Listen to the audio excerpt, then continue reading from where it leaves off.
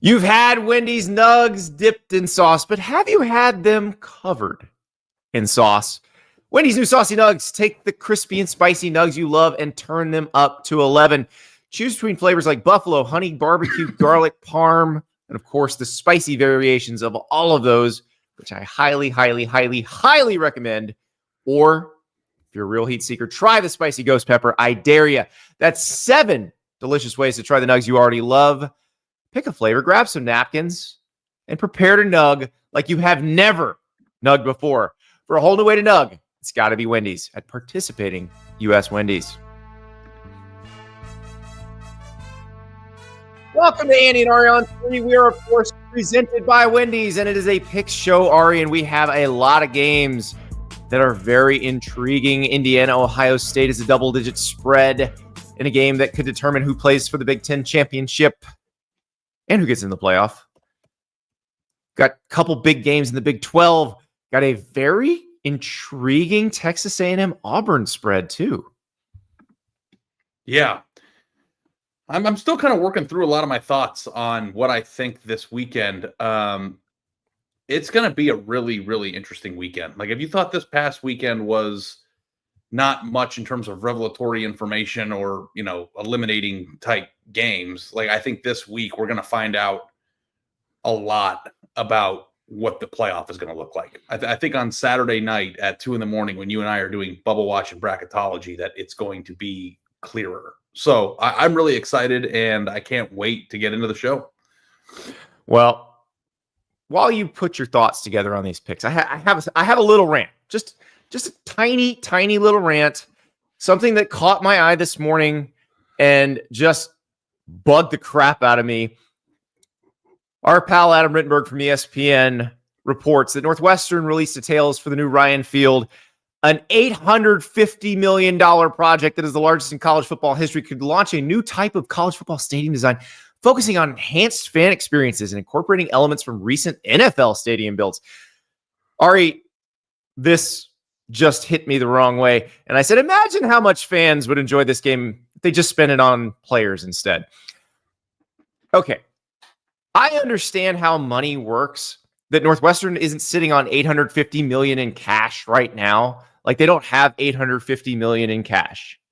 But let's just say this project is like if you built a house, like you were getting a construction loan to build a house, and you put 20% down. So let's assume Northwestern has 20% of this on hand. That's $170 million. You could endow a $25 million a year roster for a long time with $170 million as your seed donation. Northwestern could compete at the top of the Big Ten with that kind of money. If you want a better stadium, the cheapest way to do it is put better players in it. Because then you win, and then more people throw money at you for your giant capital project. That's how college sports has always worked. That's not new to the NIL era. Like, go win and then hit up your donors. Like Northwestern, I think David Braun is doing a great job under the circumstances at Northwestern. Like, Ari, imagine if you gave him an Ohio State budget for players. I know what part of the tweet hit you, because it hit me too when I read it. Better fan experience. It's yes. Like, okay, yeah, that's what it is, right? Enhancing fan experience and incorporating elements from recent NFL stadium builds. Like, do you think the fans would rather have a cool pavilion where they can eat their hot dog, or do you think they'd rather watch their team be in a tie game in the fourth quarter with Michigan or Ohio State? The best fan experience is winning. That's it. The best fan experience is winning. It comes down to that. And that's what I don't understand. It's not, I don't mean to pick on Northwestern, because I realize that Northwestern is probably a bad school to pick on in this situation. They've never historically been good, though it would be fun if they were like, hey, we're all in, let's go. Like, just do this for 5 years. Fund your team's payroll at the top of the Big Ten for 5 years and see what happens and see how much money you have to build a stadium after that. Because I bet you'd have more. An awesome fan experience. Ole Miss 2 weeks ago. Yeah. I didn't see any flat screen TVs or cool fan pavilions or anything that looked like the SoFi Stadium in LA in that stadium. That's a good example because you know what Ole Miss did? Like Keith Carter, their athletic director, has said this. They're like, stop all stadium improvement stuff. Give the money to NIL. And guess what Ole Miss will have if they have a few years of this? More money to improve the stadium because people want to fund a winner. Yeah. And I don't know if JC in the chat, this stadium is a parlay for concerts. Beaver Stadium is Exhibit A. Look, I get it. If you can multi-purpose it, great. That's a good reason to spend them. But we're talking about almost $1 billion. Like, you are taking on a mortgage that you're going to be paying for a long time. I'm saying let your money work for you for a few years and then see if you can bring that down payment down or bring the down payment up, bring your mortgage payment down. And when you build the stadium like this, in order to pay the mortgage, you have to do what? Fill it, have lots of days. Well, that's the thing. You have to have more events in it, which, again, if you can make this a nice multi-purpose place, like Evanston's a beautiful Chicago suburb, like you're right on Lake Michigan, that's great. But that's the only, like the Kansas Stadium improvement that they're doing right now, that makes sense because it is the centerpiece of an entire redevelopment of that area that will bring stuff into Lawrence day after day, like 365 days a year, as opposed to just the 7 Saturdays. I didn't go to UPenn Wharton School for Economics, but we weren't Medill grads either, since we're talking Northwestern. If you make a $1 billion stadium, I can't imagine that the tickets for the fans to go are going to be much easier to get in terms of price. Right. And if you're just getting your clocks cleaned every week, I don't think they're going to come. Yeah. But this is not just Northwestern. Like at Florida, the athletic director, Scott Strickland, is pushing this $500 million stadium renovation, which, let's be real here. If you've had work done on your house, you know it's going to be more than that. Put better players in the Swamp and people will happily pay for it. Like, they're pissed now. They don't want to pay for it because they're losing. So spend more money on better players. Then they're probably going to want to give you the money.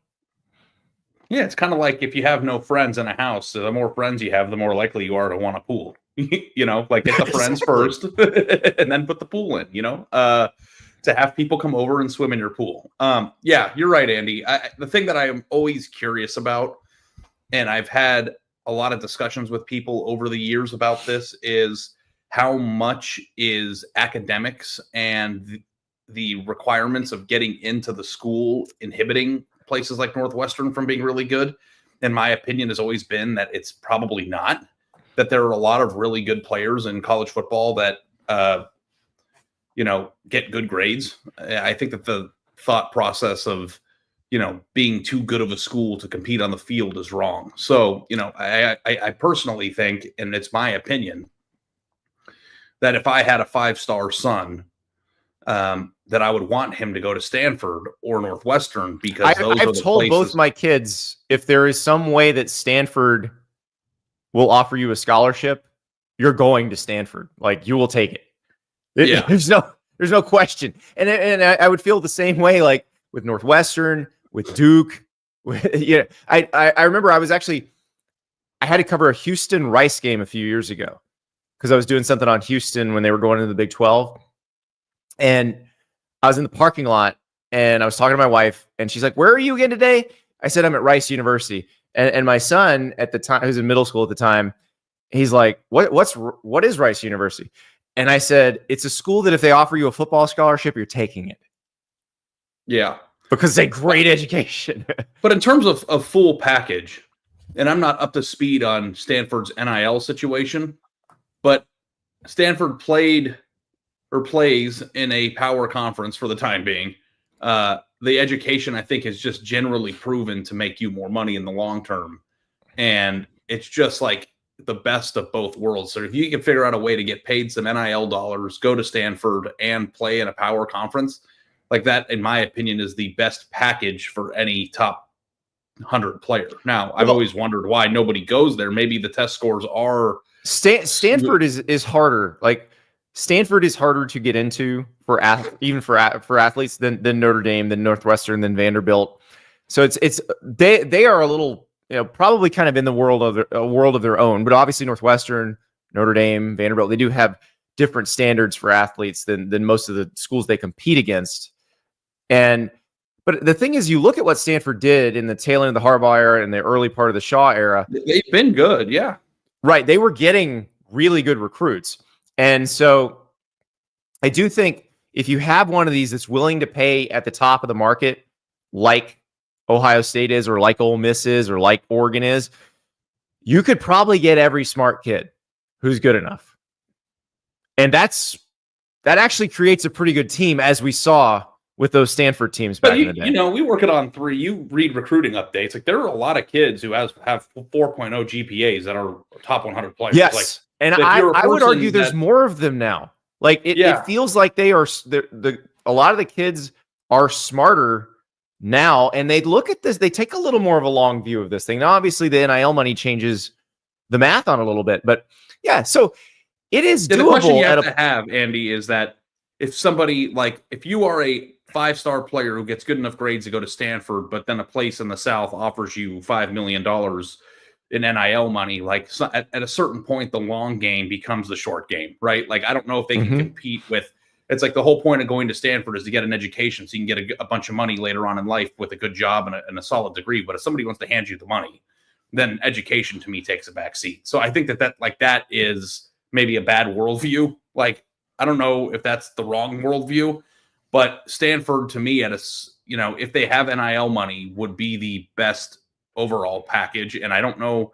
I mean, it's the closest thing to feeling like you said you're going to an Ivy League school without being in the Ivy League. And if you've ever been to Palo Alto, it's beautiful. Like, I don't know. It's just and ditto for Northwestern. Like, great location, great city, great education. You add that extra part to the package, and suddenly, because like I said, I think David Braun's a good coach. Like, he's doing a great job under the circumstances.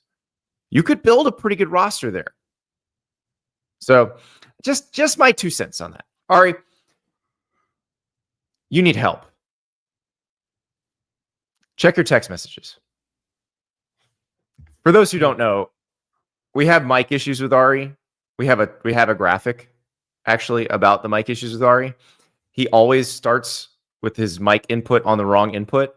He's had it on the wrong input the entire show today, and we've been trying to text him about it, but he doesn't look at his text messages. So this is me telling Ari.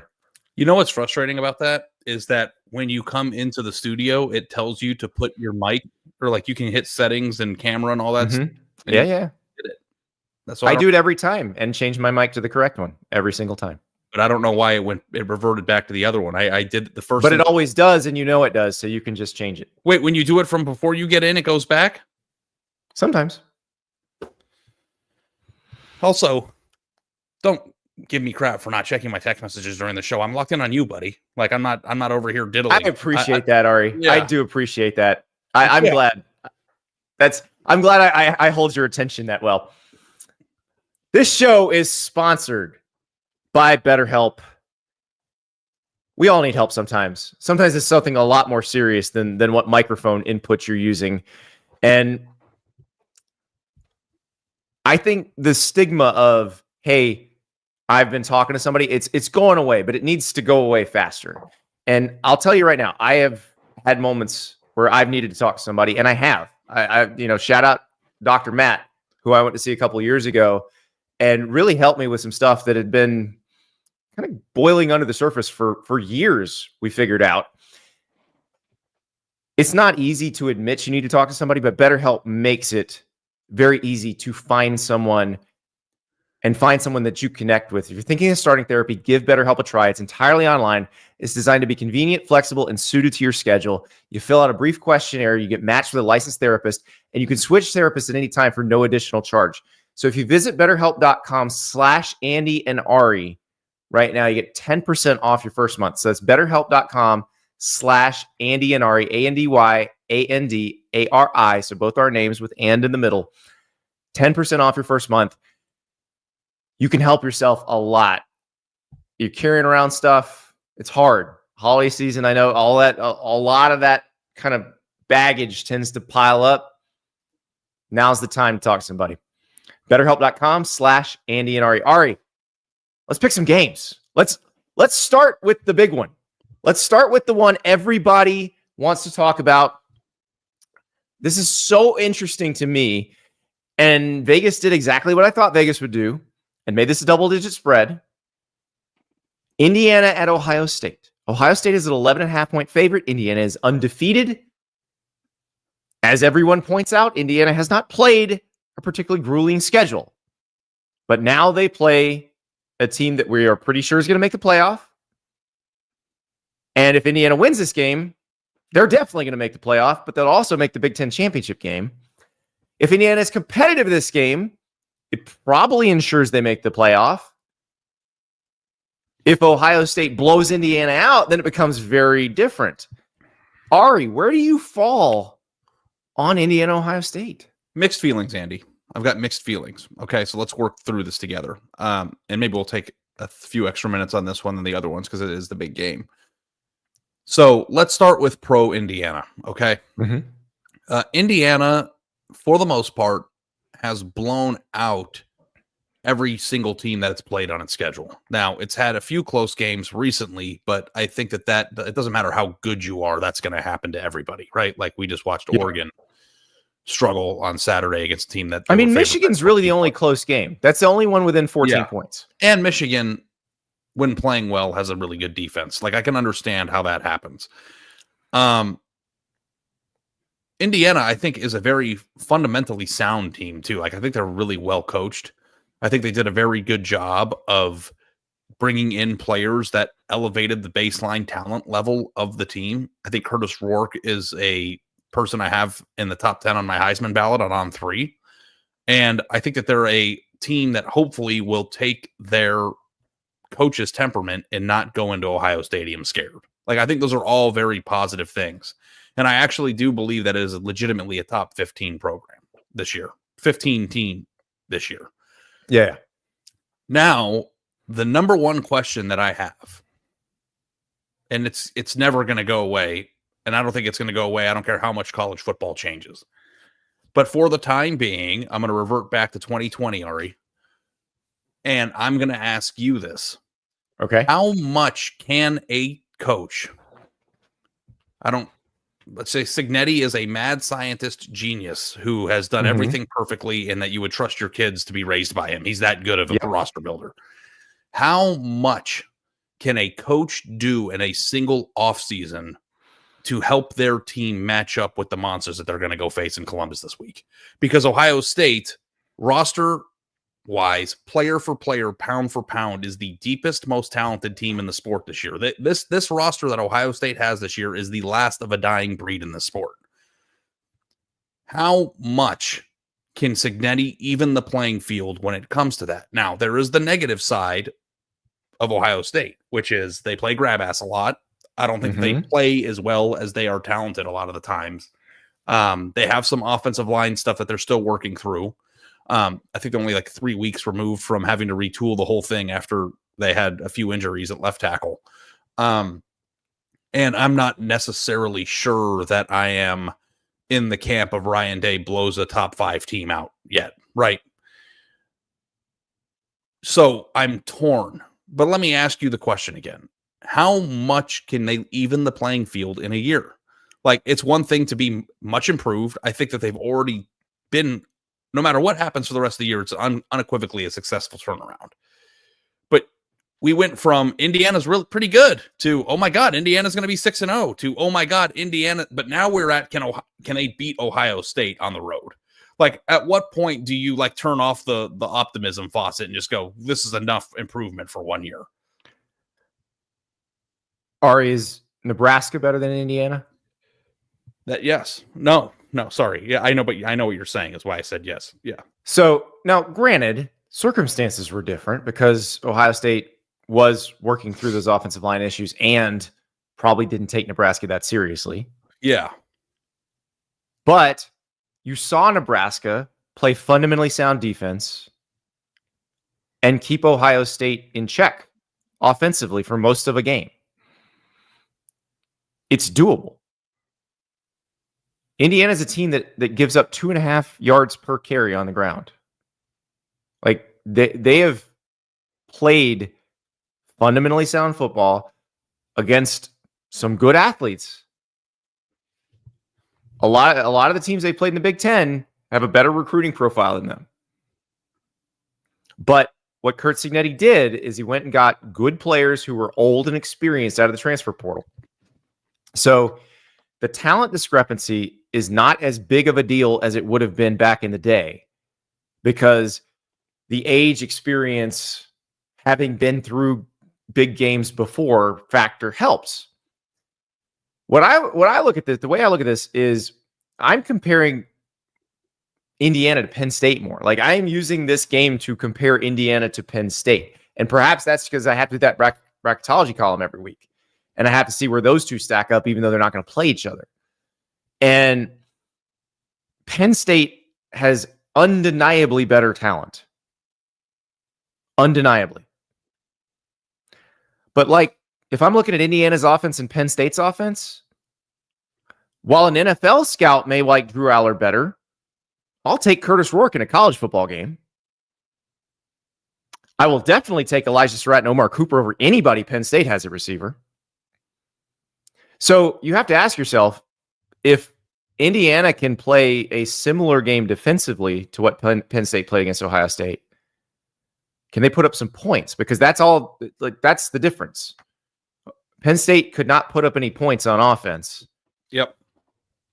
If Indiana puts up a few, we're talking about a very competitive game here.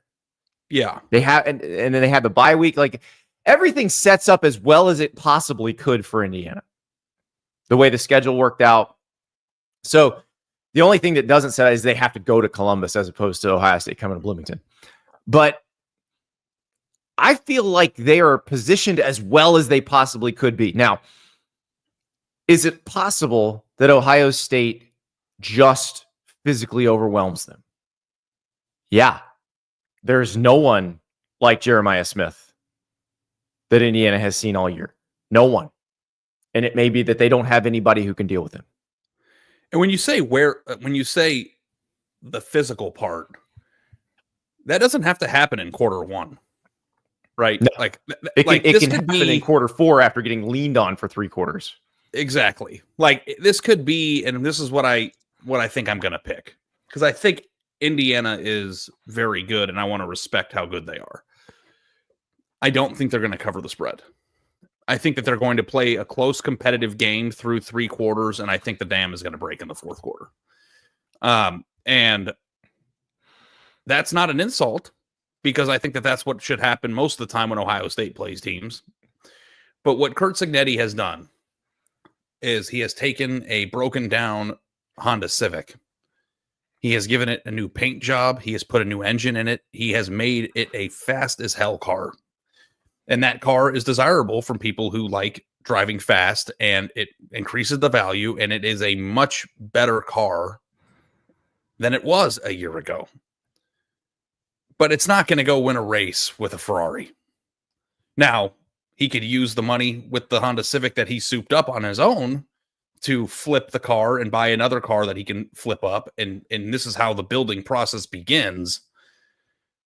But Ohio State has a $20 million roster, and they're playing at home, and it's a top 5 game, a thing that Ryan Day has been criticized for not doing well in, which maybe is a point for your Indiana side, because I think you're going to pick Indiana.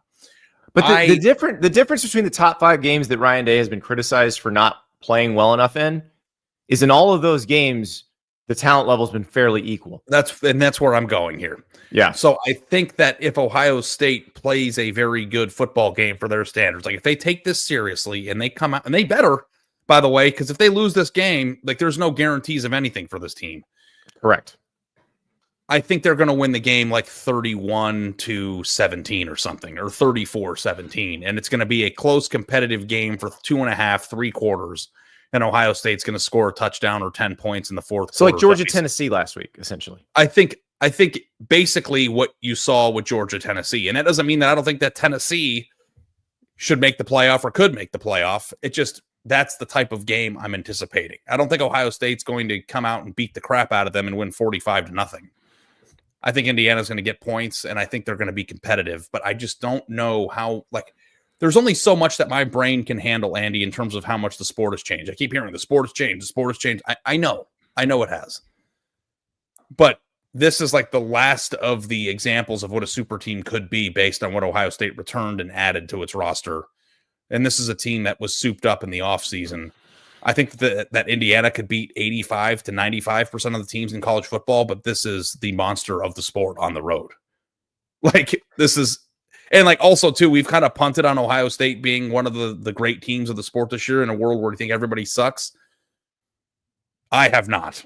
I think that they still could be that team. Oh, they have a roster that should scare anyone that would play. And it's like Oregon is the only team that we all have we don't even talk about them that much. We have as a consensus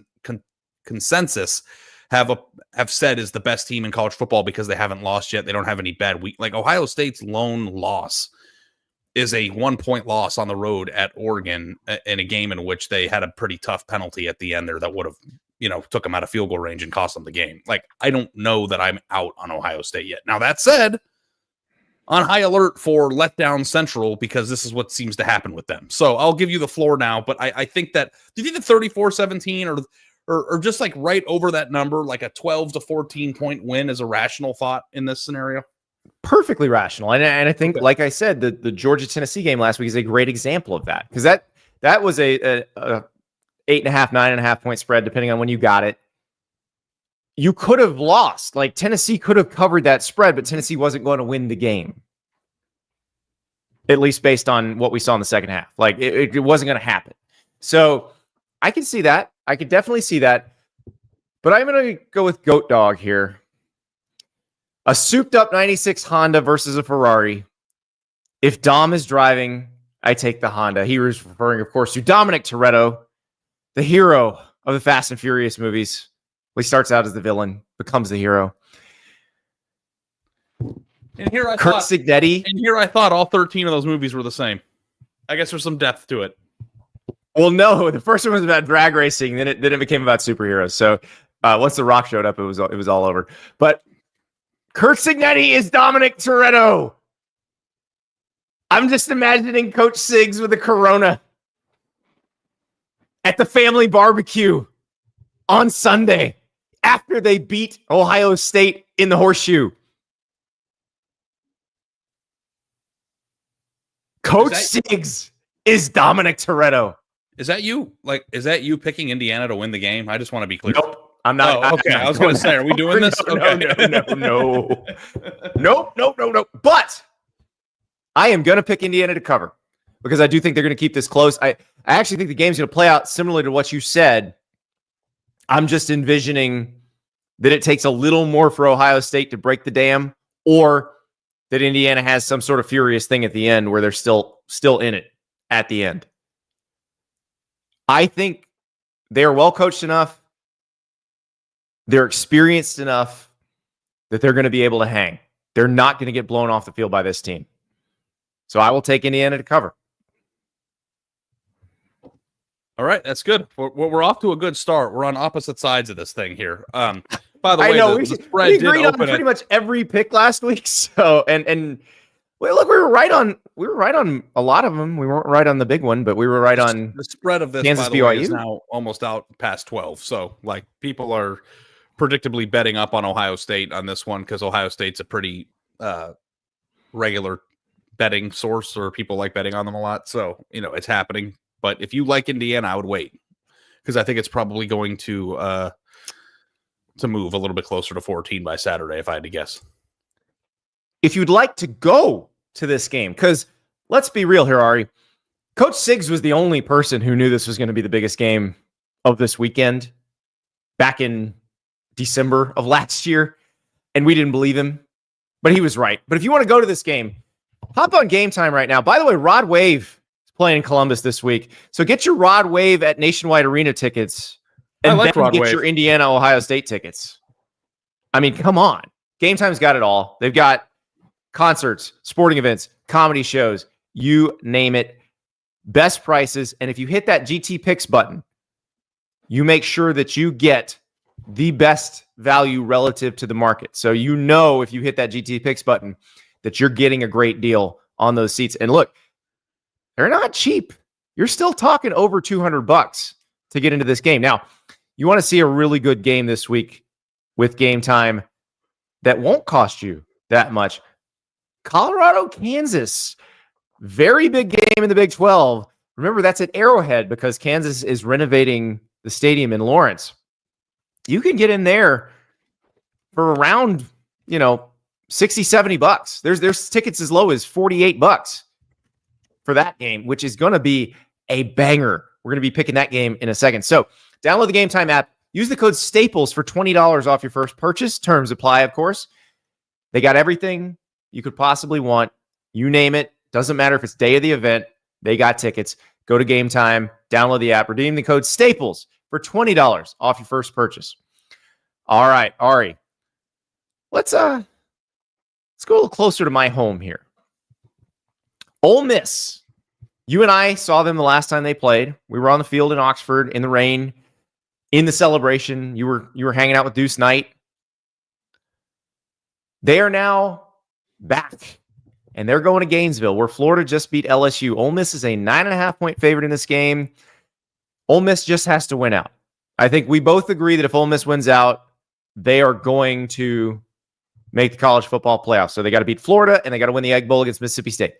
They should feel pretty good about this. But should they be worried about a Florida team that just beat LSU? I'm 1,000% in on the Ole Miss bandwagon now. Like, I don't know if you've been able to detect that through our conversations about the playoff and stuff. Ole Miss is my SEC horse. If I were to place a futures bet right now for any SEC team to win the national title, I'm going Ole Miss. I bet it's the best odds, and I think they've got the best pieces to do it. So, Andy, I'll ask you this. Like, Florida did beat LSU. Mm-hmm.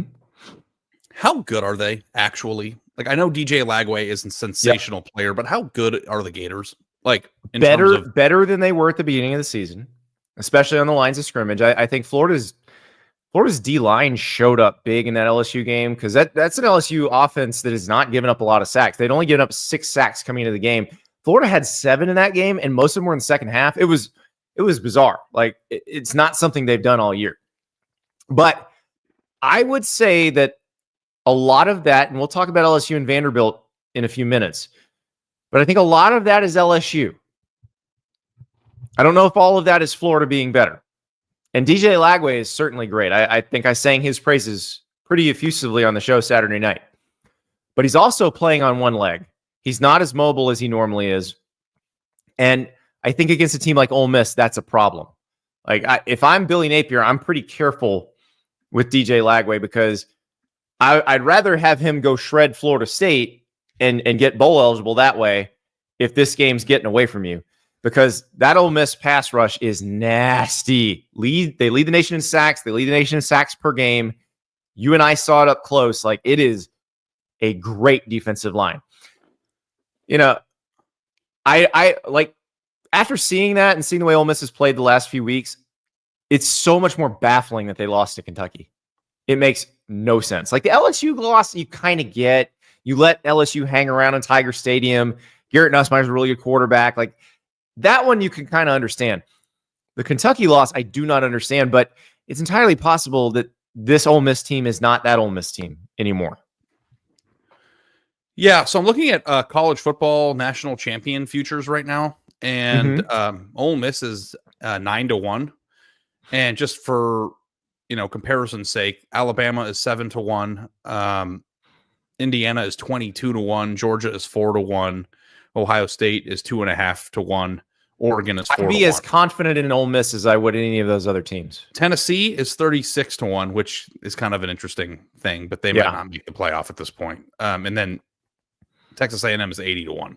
But of all the ones that I just named, which is like Georgia, is 4-1. Like I would be as confident in Ole Miss doing it as Georgia would, and they are getting twice the odds. Like for me, like that is the most attractive national championship future if you want to put one in on November 18th. I would agree with you there because I would put that roster up against anybody's roster. Now, again, the Kentucky game gives you pause because there is the possibility they just don't show up. But I think we're past that though. Like I think we're like in November. My hope is, and that's not just for an Ole Miss thing. Like I just think like every team that's in the playoff, like if you like one of the benefits of the hope of the playoff in the sales pitch, Andy, has always been think about how many great games we're going to get in November that are going to matter for all these teams. Like they need to, but it's still possible that somebody doesn't play a good game. Like somebody may lay an egg. Like it doesn't mean there won't be any blowouts or surprising results. I think laying an egg and not showing up are different. I just mean like mentally locked in for the game. Like they're like for instance, like Ole Miss losing to Kentucky is kind of like the same result as some other team just getting upset at home by a team that they weren't taking seriously. Like I think the not taking your opponent seriously shit's over. Like we're at the point now where everybody should be locked in. That doesn't mean you're going to play well, but like Ole Miss with a pass rush going against a quarterback that is semi-injured and really young, plus an offense that I think is going to be able to score 30 or 35 points. Like this seems to me like an easy Ole Miss play. And like Ole Miss could win by 10 and Florida could play its ass off. But I don't know. I think that Ole Miss is ascending and Florida is playing much better, but Florida still is a pretty limited team in terms of like when they're on the field with a team that we think can win the national title. Like 10 points is, I'm happily going to lay the 10. You just said it, Ari. Florida could play its ass off and Ole Miss could still win by 10. That's why you take Ole Miss to cover in this game. Like I will also take Ole Miss to cover because that roster is just better.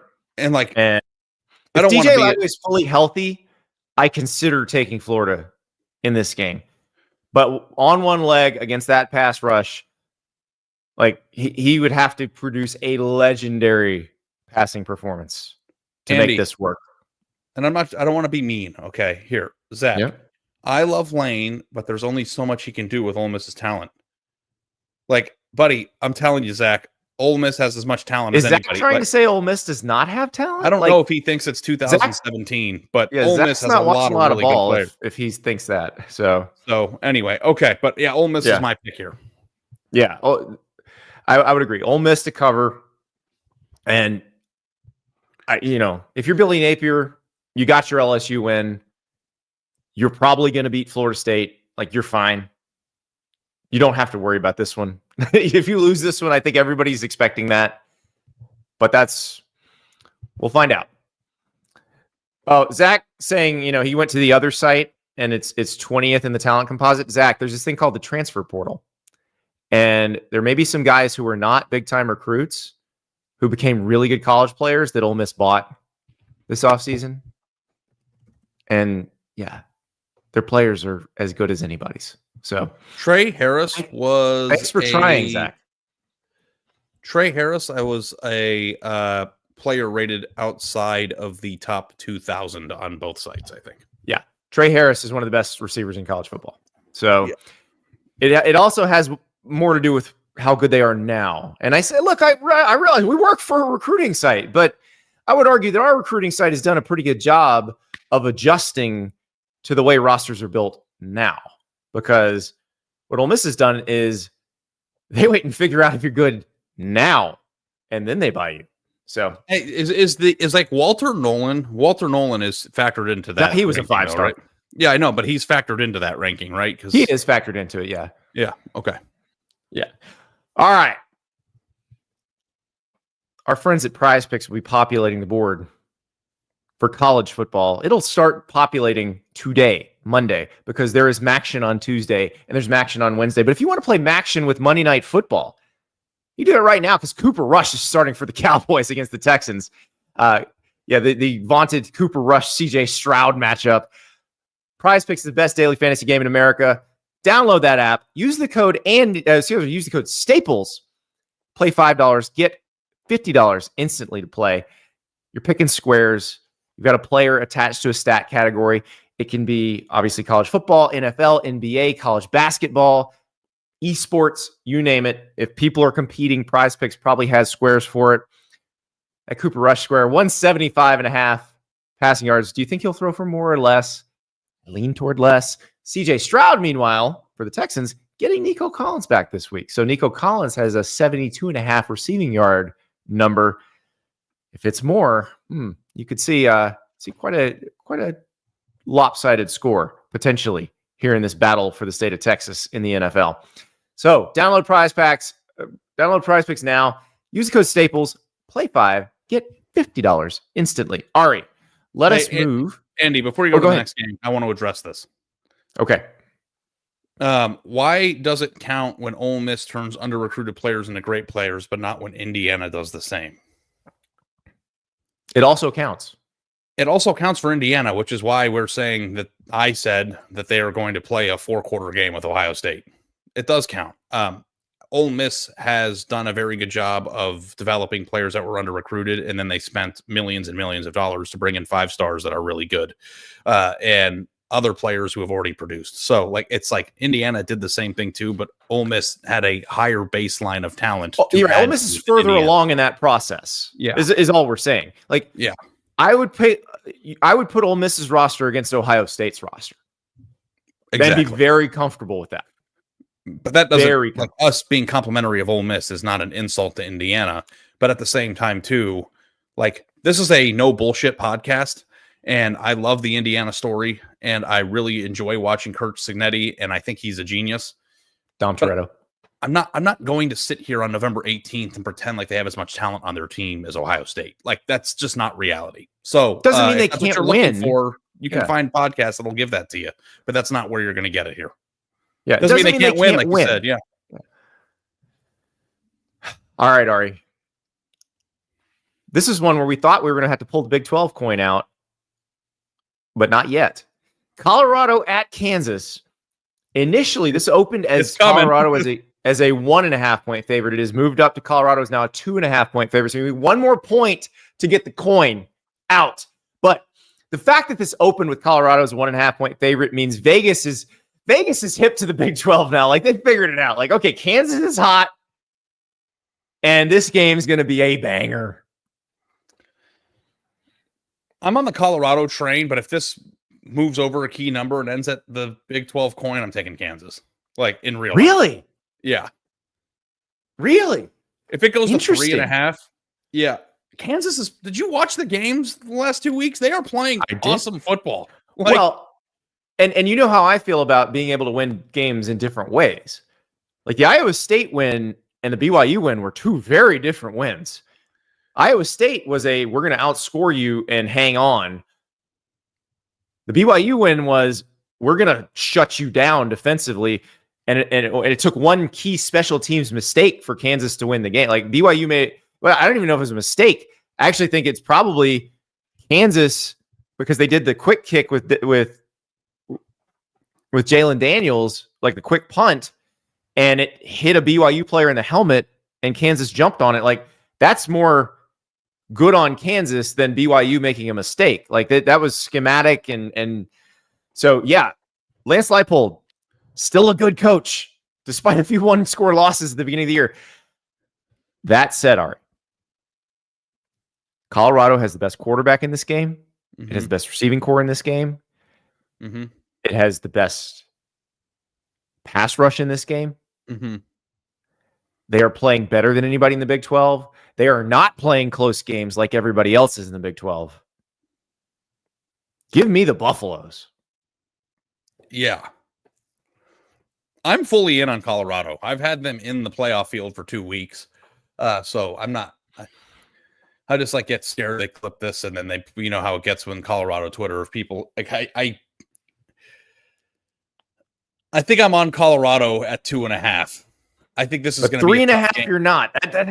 That fascinates me, because I still think Colorado's going to win this game by more than a touchdown. I think they're as good as Kansas has been. Colorado is a better team talent-wise. Colorado has played disciplined, sound football, which is what Kansas does to you when they beat you. I think Colorado wins because they have better players in this one. You wouldn't give me Colorado 7 points, would you? Is as well coached as Kansas right now. You wouldn't give me 7 points, would you? I'd give you 6.5. You said you thought they were going to win by more than a touchdown. Like how real? By is a that? touchdown. By a touchdown. I'll give you 6.5.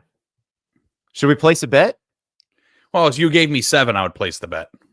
Oh, what? You said you'd do it at 3.5 with your own money. No, but I want to prove the point though, because you said you think they're going to win by more than a touchdown, and I don't think that. I'll give you 7. You didn't say 7.5. You said 7. I know 7. What are the stakes, chat? Give us some stakes to this. We don't have to find this out right now, but I'll take Kansas plus 7. And you want to know what it is? It's not a doubt in Colorado, Andy. It's a spot. It's a tough spot. And Andy, I also am not familiar with the Arrowhead Stadium game. Like, is it going to be like a loud pro Kansas crowd there, or is it going to be kind of all over the place? It's probably going to be all over the place. Our Gametime ad should tell you the tickets are pretty reasonably priced. So I just think this is the thing that is interesting is if this were played in Lawrence, like, would you feel differently? If this was like a true Big 12 road game, like that's the one thing that's giving me pause on. Have you ever been to a game in Lawrence? I haven't, but I heard it's awesome at times. Like last year, it looked electric. I wouldn't feel differently. It's not an even when they're good, it's not an environment I'd worry about. Okay. It's not one where the environment's going to dictate the game. Like if Kansas beats Colorado, which I understand is a distinct possibility, it's just because like Devin Neal went off and ran for 200 yards, or Jalen Daniels had a great game, or Leipold and Jeff Grimes just made great calls in the course of the game. Like that's how that happens. It won't be because of atmosphere. I just don't know if it's going to, like, if Colorado is going to make the playoff easily. Like, I'm just anticipating that there will be a bump in the road, right? Like, there's got to be. It's not going to. You're right. It's not going to be easy. And look, because they're not just going to. Are they just going to blow everybody out? Like, is that just what we're thinking? I don't think they're going to blow. I don't think they're going to blow Kansas out. I think this is the hardest, obviously the hardest remaining regular season game. But this may be the hardest game left, including the Big 12 championship game if they make it. Yeah. Well, I don't know what the stakes are, but Scott came up with a few funny ones. Let's hear it. Tex-Mex Ferrari, something to do with some Tex-Mex food. Train for a 5K, which I wouldn't bet if you gave me 30 points. Train 3.1 miles. You can't run 3.1 miles. It's not that I couldn't. It's that I don't want to have to train for it. Like, that's the thing. You don't have to train for it. Just go out and run 3.1 miles. Do you know what sounds so terrible to me about a marathon? It's not that you would have to run 13 miles or 26 miles or whatever it is. Like that would be a really terrible day. Mm-hmm. It's the time commitment and the effort you would have to put in to put your body in the place to do that. Like that, it's not just that one day is terrible. Like it's the entire 6 months or a year that you building up to figure that out. It's not. It's like 3 months, and the long runs are actually very therapeutic when you're training. They feel good. You know what's therapeutic? Getting a laying on your back, watching the NFL with a few $100 on games with Chinese food on the way. That's therapeutic. So we got to figure out what I have to do if Colorado I can run wins by less than 7. I haven't run more than 3 miles since high school. So if you want to make that my, so I'm going to see you next week. I'm going to see you next week. If Colorado wins by 8 or more, you have to run 3.1 miles. I will run beside you and record it. We might even stream it live. So the question I have is, because we are working on you have that beautiful jogging trail around the lake. Oh yeah, we can do it by the lake at my house. Yeah, sure. But Andy, what if I have to stop? Like, I can't tell you that. Then stop. Okay, but you're like, I'm not going to say I can run 3.5 miles. No, I will walk alongside you and make fun of you until you start running again. Okay. All right. Perfect. That's a terrible stake for me. So I don't know what yours is, but like, Figure it we're gonna out, have to guys. figure it out. What's terrible for me? Figure something out that's terrible for me, and I'll say I'll do that. Okay. But I feel very good about this. I feel like Ari's gonna have to run, and like I am gonna. Yeah, we'll make a YouTube stream, and I'm just gonna run alongside him. This is funny the entire time. Because are you writing about Northwestern Stadium today? I think I am, but it would be funny if you. Our fine sponsor Panini. I've got a Donruss Elite 2024 box here. If Kansas wins or loses by less than 7, this is your box. Do you have any other boxes that you haven't opened yet? Do you have a gold standard? This is the only unopened one. Oh, okay. I'll take it. All right. Fair enough. And you also have to donate $20 to the Northwestern Stadium Fund. You got it.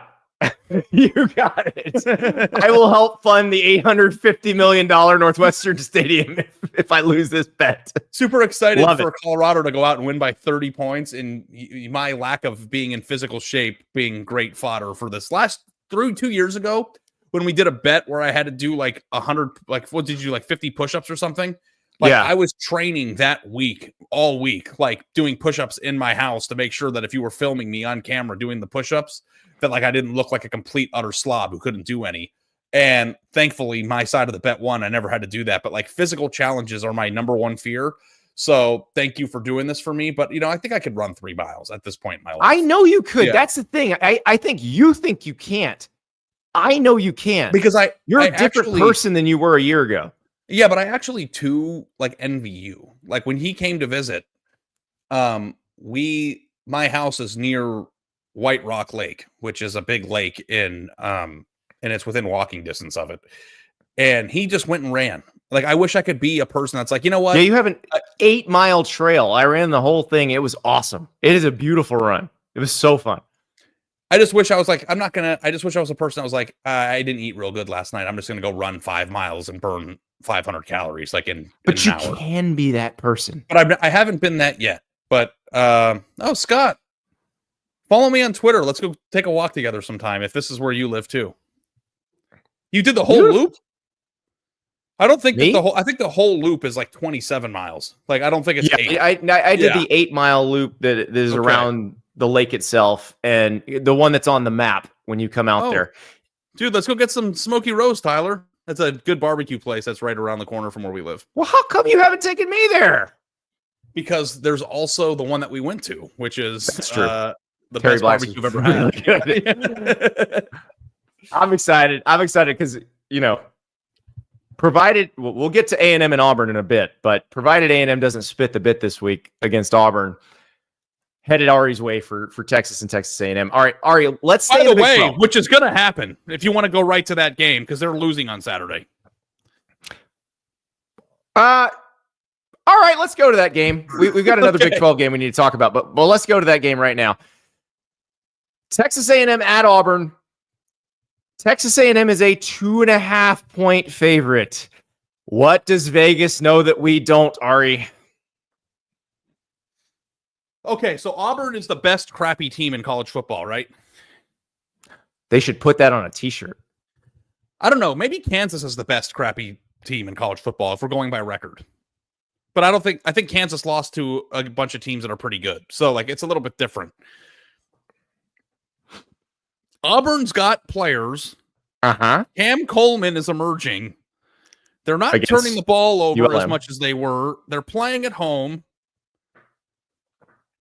Not a great spot for Texas A&M right now. And, like, I really hope I'm wrong. I hope I'm wrong.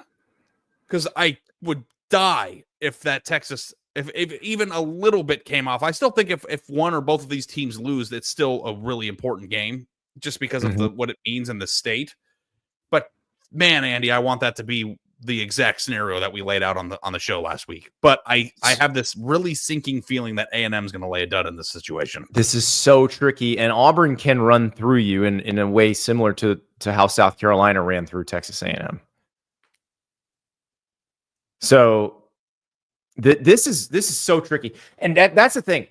I keep saying there's going to be some result. We're going to talk about this game. We're going to talk about Minnesota, Penn State, which is another one that could kind of upend things. Kentucky, Texas, we'll talk about.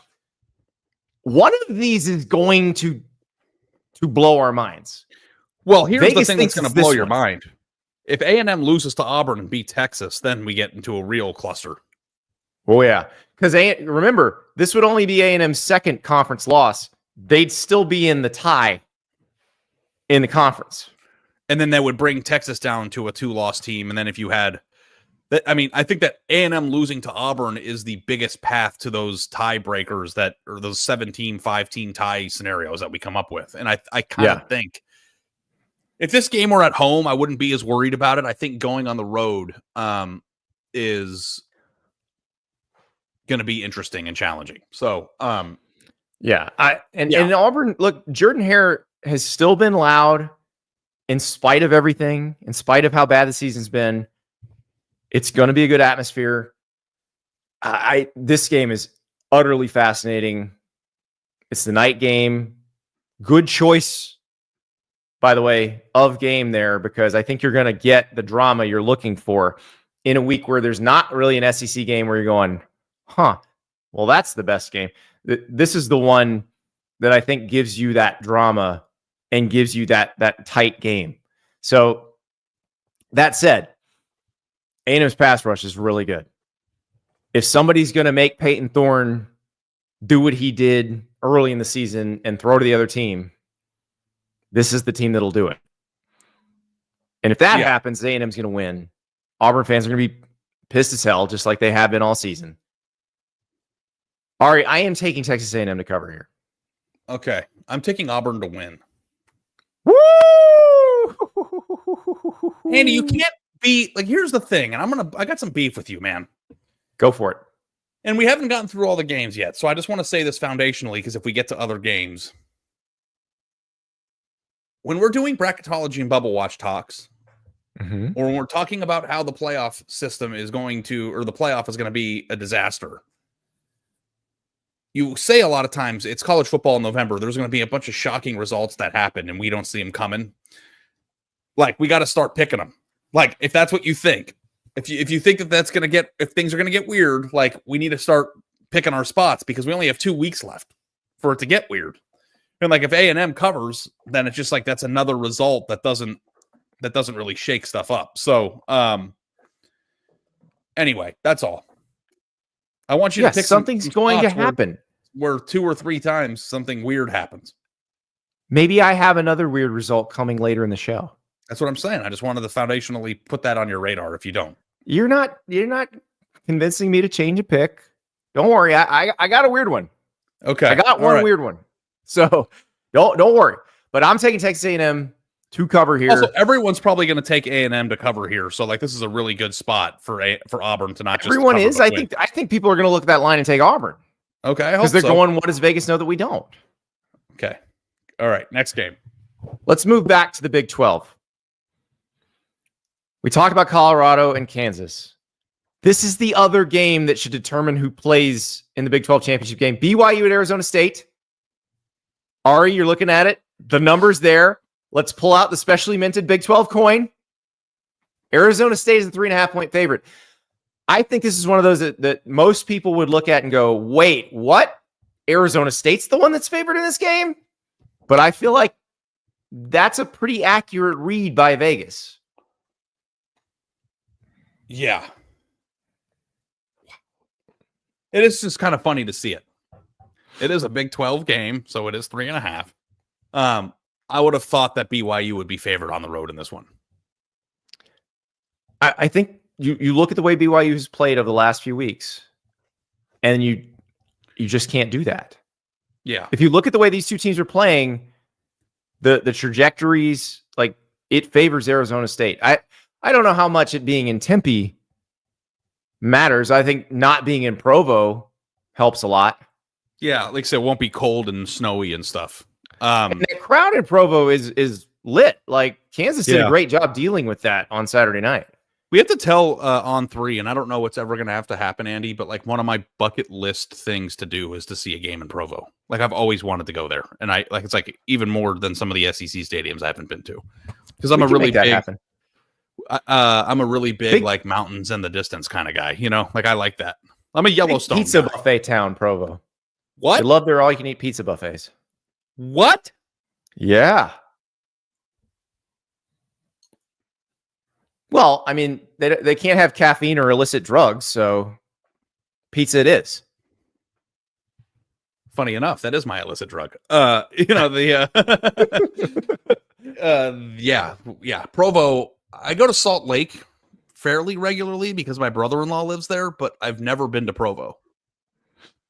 Well, it's beautiful there. And I've not gone to a game at Provo. I've been to the stadium, but I've not gone to a game. I have been to games at Rice-Eccles Stadium. Both very fun. Or, obviously that one's very fun. But yes. Now, I love Sun Devil Stadium, carved into the side of a mountain, which is where this game is going to be played. Love that. I've been to that stadium multiple times, have not been to a game there. Have listened to the U2 concert from 1986 there many, many times because that was the Rattle and Hum video that they made. This is a spot for Kenny Dillingham. I think people who've been paying close attention see that Kenny Dillingham is doing a hell of a job at Arizona State. This is the spot where he can announce to the country how good of a job he's doing, because if they win this game, then they just have to win the Territorial Cup and they're in the Big 12 championship game. Dude. Crazy. I think I'm with you. Because you know what? At this point in the year too, Andy, a lot of it's about rolling with the hot hand too, right? Like Arizona State's like feeling itself and is confident and is excited. Like BYU just suffered a pretty tough loss, and it would be really fascinating to see BYU go from like undefeated to out of the playoff and out of the Big 12 in just a 2-week period. But that's just the cruelty of the sport sometimes. I like Arizona State here. I thought that I was going to get some big value in terms of maybe being a dog based on just record recognition. And Arizona State, I can't imagine that a lot of people have watched them play all that much. So Sam Leavitt's been awesome. They have the best overall player in the game, maybe. I don't know. Who do you think is the best player? Is Cam Scatabo the best player in the game, or do you think it's Jake Retzlaff? Darius Lassiter has a chance at that one. But all of it, like, that's the thing. Who has the best game of that bunch? Yeah. So Sam Leavitt, the quarterback at Arizona State, Jake Retzlaff, the quarterback at BYU, Cam Scatabo, the kind of do everything Swiss Army knife for ASU, Darius Lassiter, the receiver for BYU. Like, who is the star? We don't know. Yeah, Arizona State even won a game without Cam Scatabo. That's true. By the way, I think I might have spoken too soon. Like, I don't know if Arizona State wins this one, if it just has to win the Territorial Cup, because I think at that point you get into a tiebreak.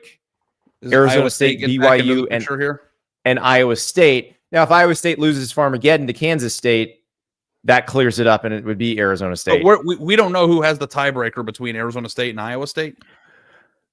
Well, Arizona State, Iowa State, and BYU, because they would all three be tied. So you'd have to figure out the round robin thing. Okay, yeah, because I was trying to look. Did BYU play Cincinnati? Because if that was the case, if they'd beaten Cincinnati, then that would knock Arizona State out. But they didn't. So, like, we'd have to do the math on that one. But yeah, we'll figure that out for tomorrow's show and let you guys know. But I'm taking the Sun Devils in this one, Ari. I'm with you. I like Arizona State. I like riding the hot hand. That's going to be the Big 12 has given us everything we thought it would, everything we wanted out of the Big 12 this year. Can't wait to watch this game. All right, let's go back to the SEC. This is a line that doesn't look weird. Auburn, Texas A&M was the weird looking line, but it feels like a weird game to me. Kentucky at Texas. Texas is a 20.5-point favorite, which makes perfect sense because Kentucky has been terrible. Kentucky has one SEC win, but that SEC win is at Ole Miss. Ari, I thought Texas had its get-right game against Florida. I thought the Texas offense was just back on track. Everything's cool. But after a pretty easy first score, Texas did not look great against Arkansas's defense. Yeah, Can Kentucky muck this game up enough to keep it close? I think that the Kentucky dead cat, I think they're just dead. Like, I don't think that Texas has to play a particularly amazing game to cover the spread. My hope is for Texas as they gear into November, and I don't know if we're going to start getting the Texas A&M like look ahead spots, but Texas should win this game by 3 touchdowns. They like, should. After what they did to Florida, like they should have beaten Arkansas by 4 touchdowns, and they didn't. Well, Arkansas is tricky because Arkansas can play well. Like, I don't know if Kentucky has that Arkansas. Kentucky can play. Arkansas had just given up 63 to Ole Miss. No, I know, Kentucky's but I feel like Ole Miss. But Kentucky is just kind of on is in the morgue right now. Like, I don't know if Arkansas was in the hospital. All right, so Ari, you're certain that the weirdness will happen in Auburn. I think the weirdness is going to happen in Austin. Do I think Texas is going to lose? No. I think Texas is going to win this game. Is Kentucky going to cover? Yep. I think they muck it up, make it ugly. Now, that does not matter for Texas as long as they win. Does not hurt them one way or the other. They just got to win. But I think Kentucky mucks this one up. I think this is the last gasp for Kentucky. And then they beat Louisville because they always beat Louisville. Yeah.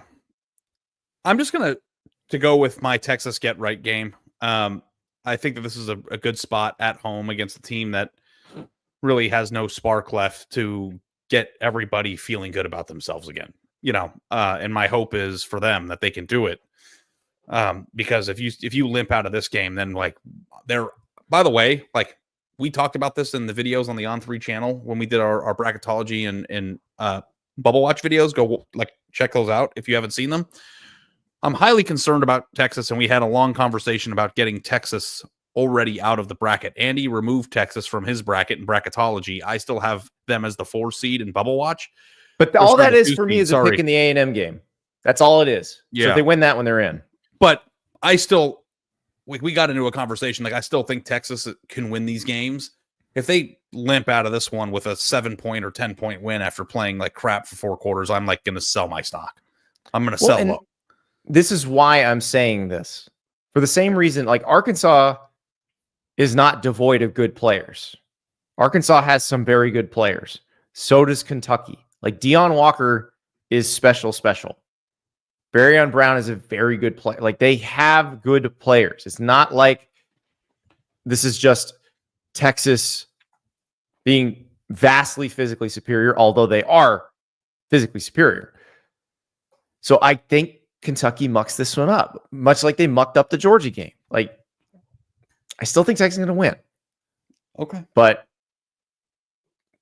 I just, that's where I think the weirdness happens, but I don't think it's enough.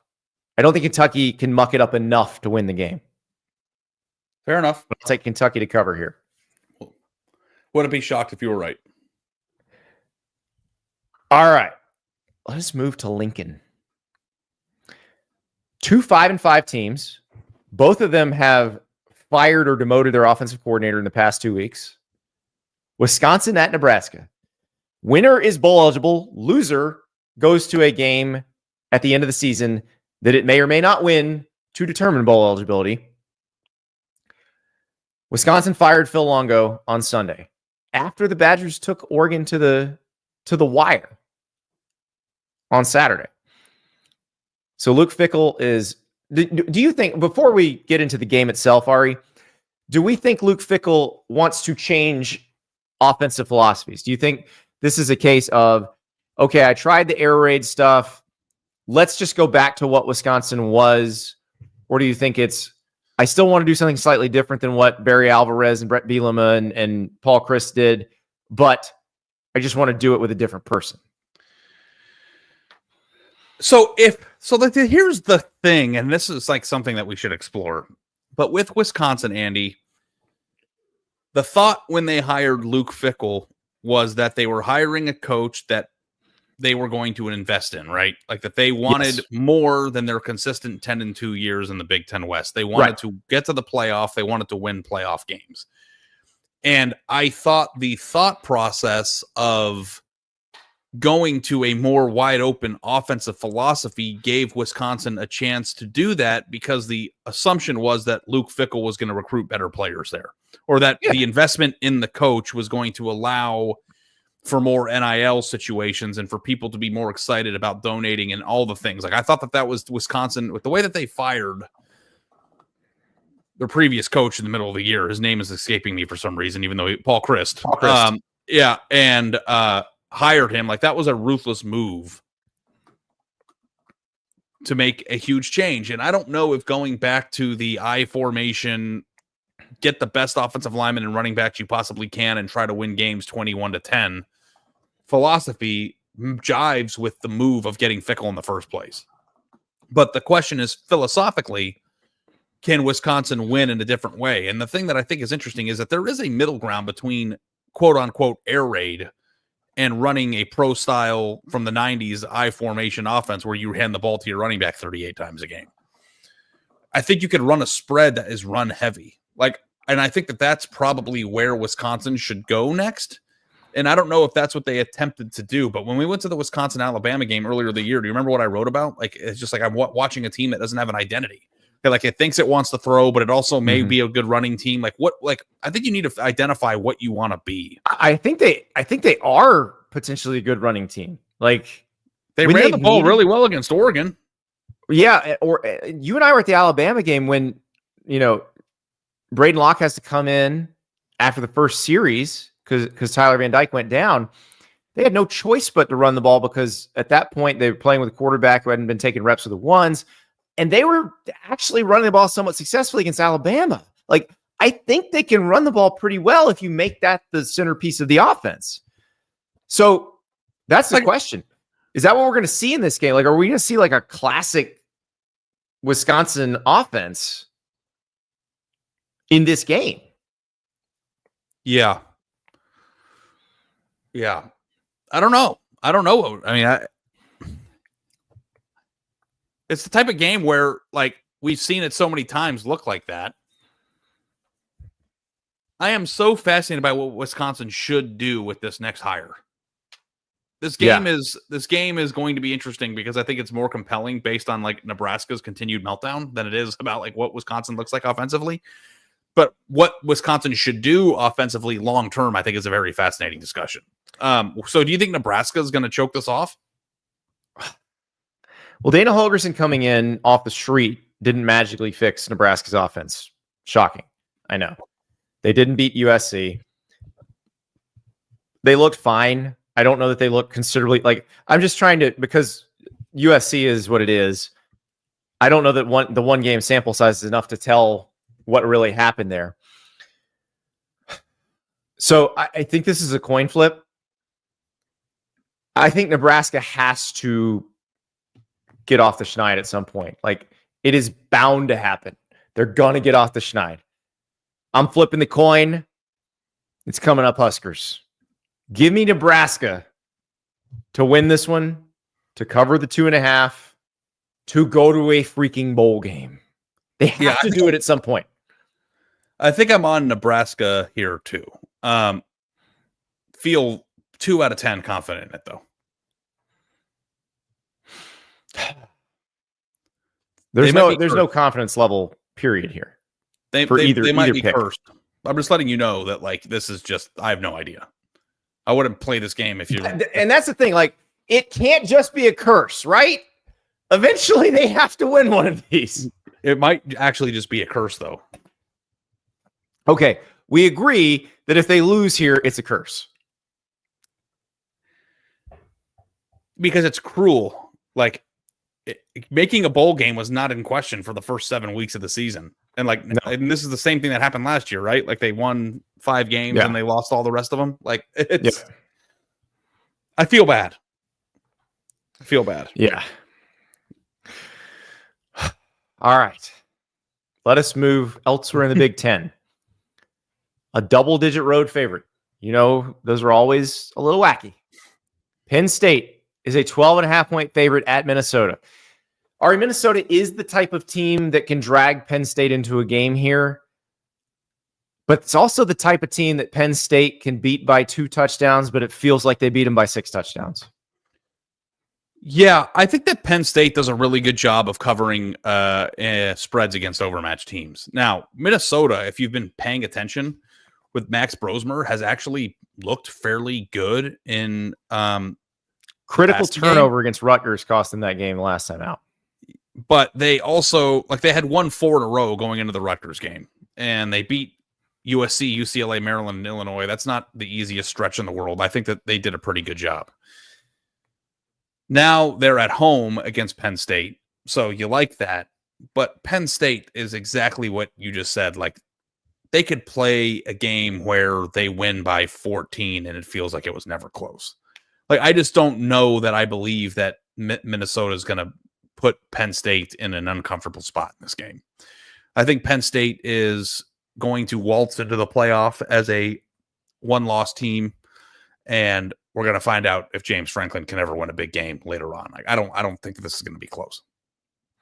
It might be close on the scoreboard, but I don't think they're going to cover. I'm taking Penn State to cover here too. Yeah. Though Nick Terry says this is the grab-ass game, so we'll see if Nick's right, because this could be. This is one of the candidates for grab-ass game, but Ari and I think we both see it playing out the same way, and that is a game where the score looks closer than the actual game.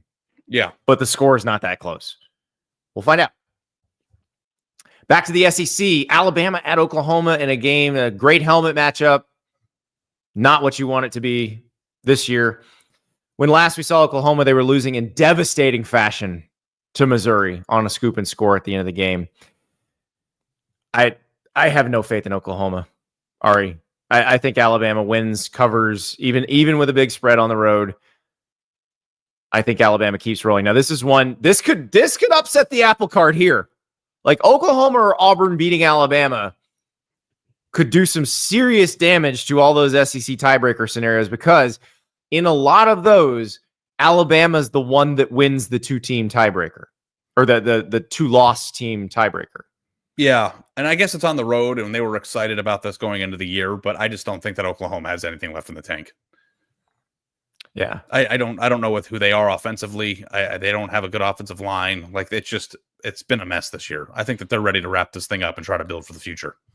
I think so, but I could just see this being one of those college game day ones where the Alabama flag goes up on everyone, they screenshot it, and then at 11 o'clock Eastern time, they're showing the screenshots nobody believed.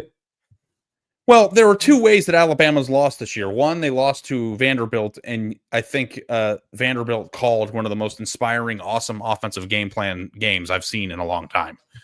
And then they lost to Tennessee, who just mauled. They just mauled each other because they both have really good players. Which one is Oklahoma? What's the pathway to them winning this game?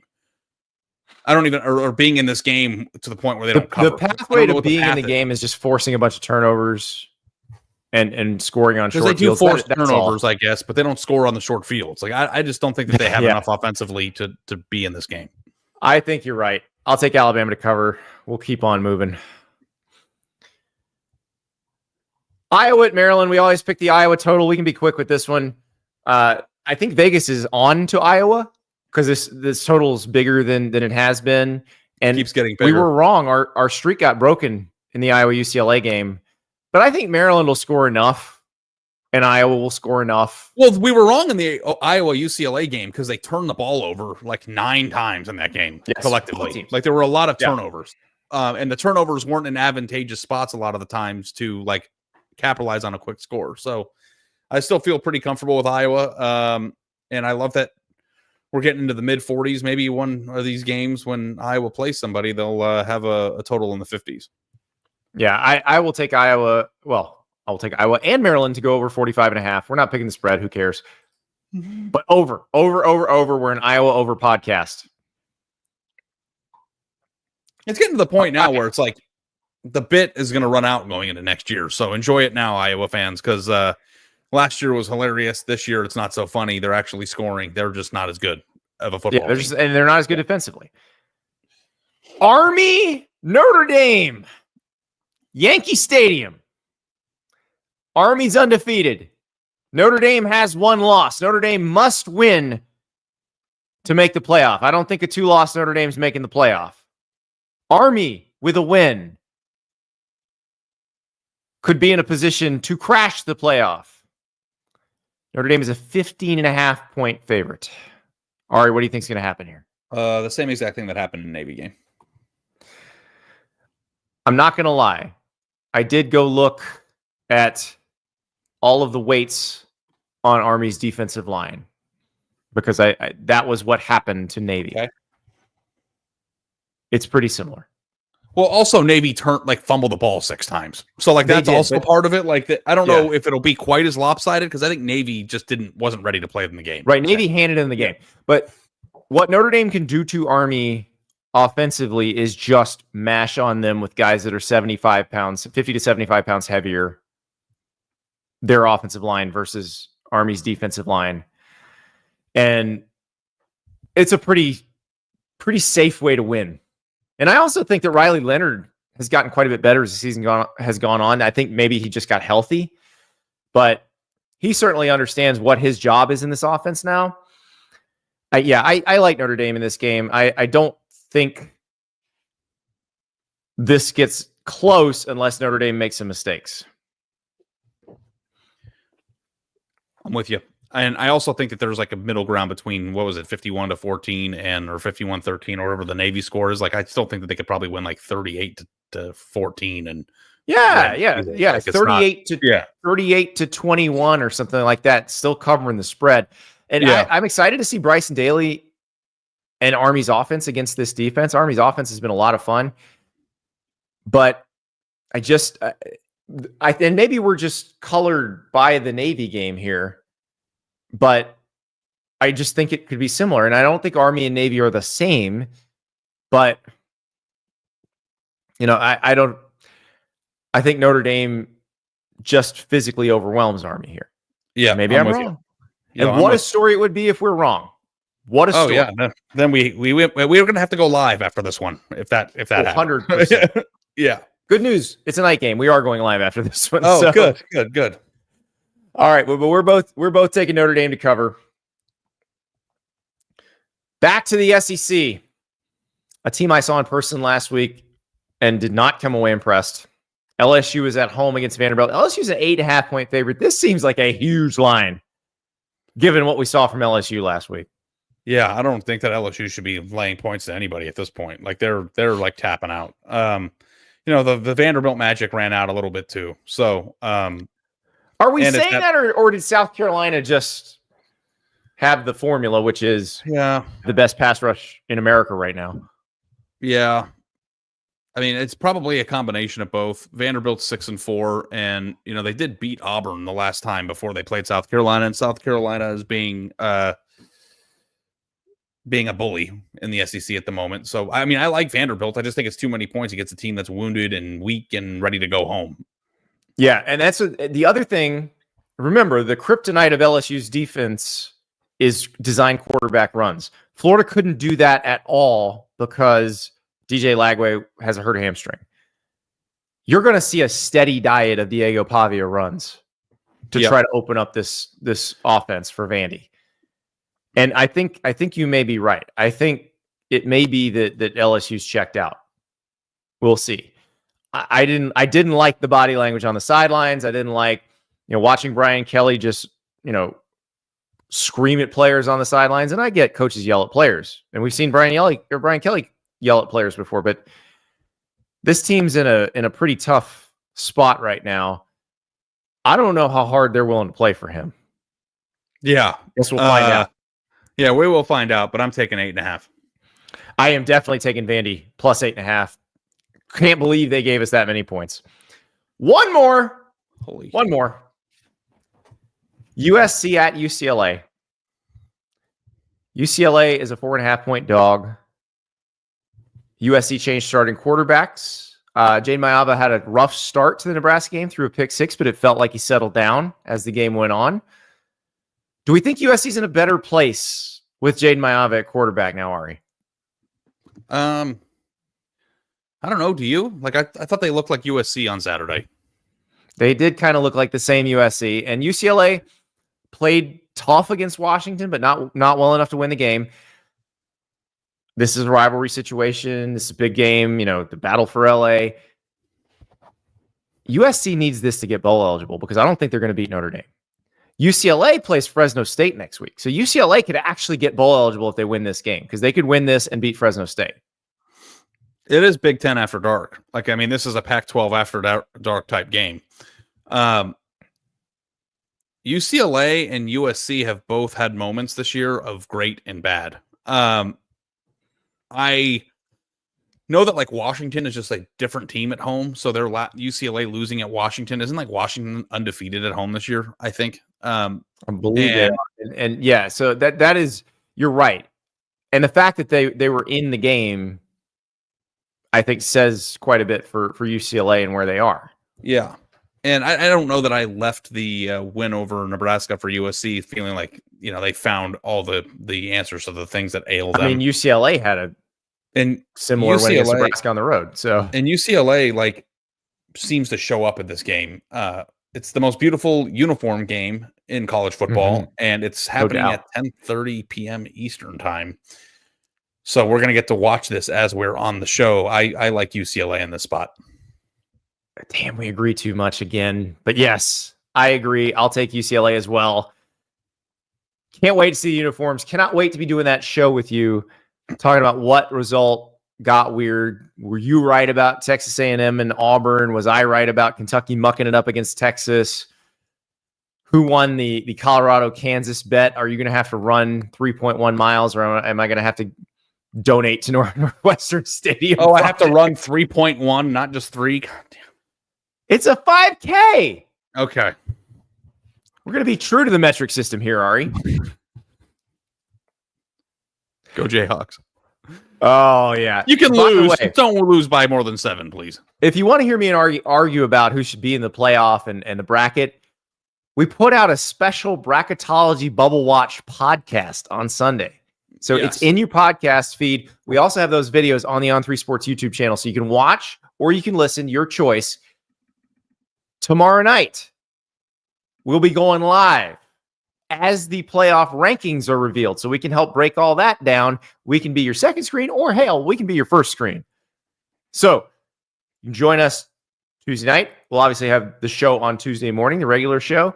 I may have more on the stadium construction versus buy some players debate. Actually, Ari, I want to talk more about that Wisconsin offensive coordinator situation.